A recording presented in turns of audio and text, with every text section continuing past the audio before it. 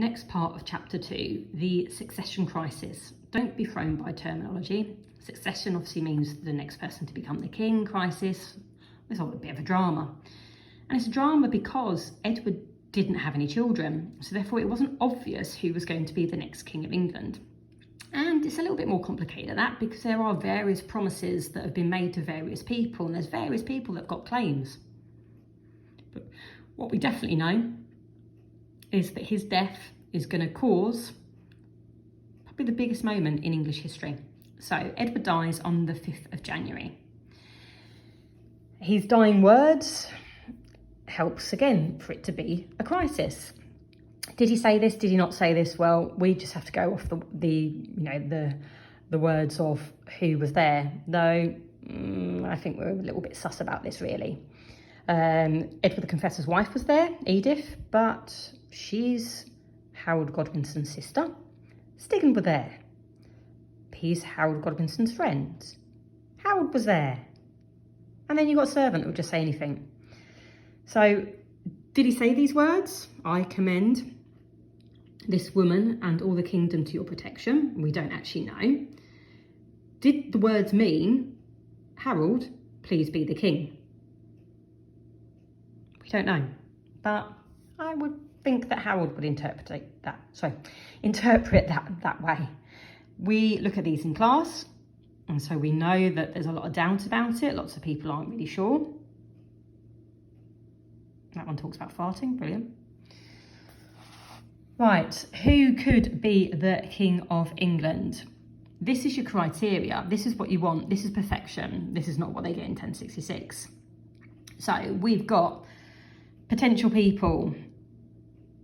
Edward VIII, let's face it, he probably should be king, but he's too young. And the Witham, which is full of obviously strong earls, mostly related to Harold, aren't interested. You've got Harold Godwinson. He thinks he should be the king.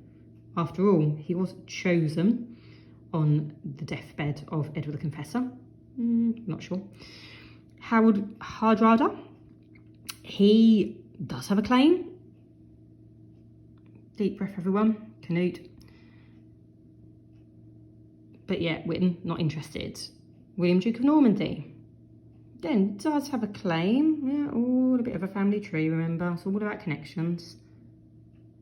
And he says, do you know what? I was promised that I could be the King of England by Edward. The Witten ignores his claim. We then have the world's quickest coronation. So remember, Edward dies on the 5th. By the 6th in the morning is his funeral. That was really, really quick.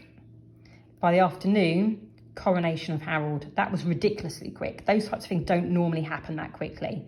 Shows, a lot about Harold Godwinson, taking advantage while you're there. But equally, he's actually showing that he knows he probably shouldn't be king. Right, Harold is now king. How do people respond? Edgar, yeah, he's over it.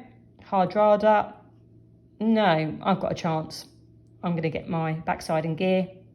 William, no, I don't agree with that. Remember, William says that he has a claim to the throne. So, read that story. The claim is shown in the Bayeux Tapestry. There you go. Harold swearing on bones. But the English not so sure about that one. A lot of it hinges on the idea that Harold Godwinson ended up in Normandy. And William will say, well, he ends up in Normandy because he's sent by the King Edward to make a promise to me.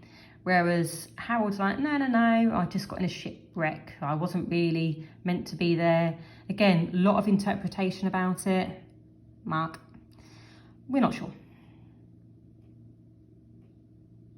But what we do know is that William and Harold are not going to take this line down.